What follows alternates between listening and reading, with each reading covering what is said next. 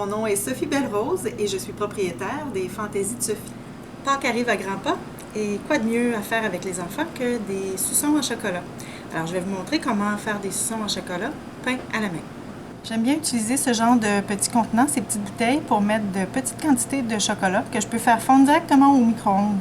Alors je peux les utiliser directement avec leur bec pour aller déposer la quantité de colorant coloré que je veux déposer dans le moule que j'aurai choisi. Alors une fois que les parties colorées ont été peintes, avant de mettre la couche de remplissage, donc de chocolat au lait par exemple, je vais aller le déposer au réfrigérateur pendant au moins 4 à 5 minutes. On est maintenant prêt à remplir notre cavité de suçon de chocolat au lait. Alors on en met bien partout. Une fois qu'on a rempli notre...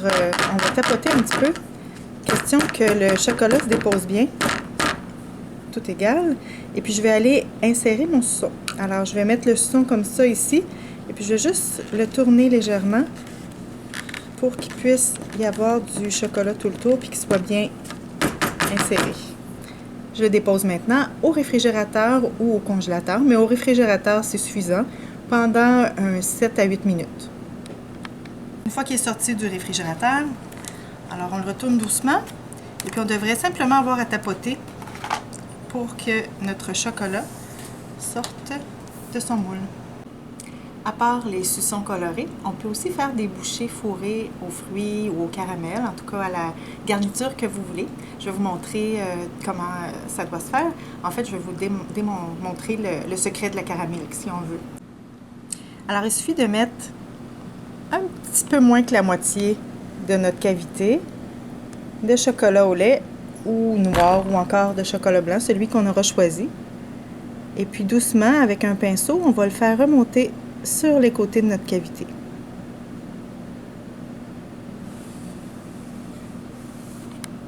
On va ensuite aller déposer notre cavité dans le réfrigérateur pour quelques minutes.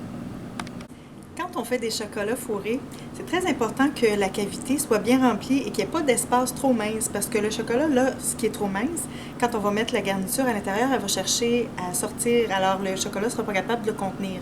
Pour vérifier que l'épaisseur est bien correcte sur toute notre surface, on peut vérifier avec la lumière.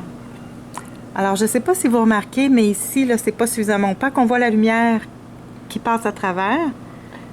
C'est la même chose ici au fond.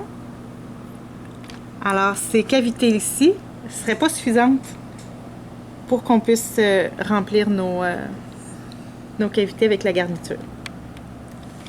Il est maintenant temps de remplir nos cavités avec notre garniture. Alors, la garniture que vous aurez choisie, caramel ou fondant ou peu importe. Moi, j'aime beaucoup utiliser les fondants qui sont déjà prêts à l'emploi. Ils viennent de la compagnie Les Délices de Michel. Alors, je les ai en magasin si vous voulez venir en choisir. J'ai plusieurs garnitures de fruits ou de crème au beurre ou peu importe celui que vous aurez choisi, à l'érable ou peu importe. J'ai aussi des essences à l'huile Laurent que vous pouvez mettre tout simplement dans du fondant pâtissier. Alors, vous aurez simplement qu'à aromatiser le fondant que vous voulez. Je vais vous mettre aussi des recettes à la fin de cette vidéo. Alors, quand on utilise ceux-là, on a juste à couper le coin de notre pochette et l'utiliser pour remplir directement nos cavités. Alors là, celui-là, c'est une garniture au citron. Maintenant, il suffit simplement de remplir par-dessus notre garniture. Question qu'il n'y ait aucun espace où la garniture peut sortir.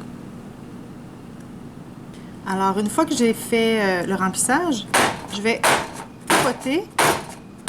Alors, mes surfaces vont s'égaliser. Et puis, si jamais il y a des bulles d'air, elles vont sortir à la surface avant de figer au réfrigérateur.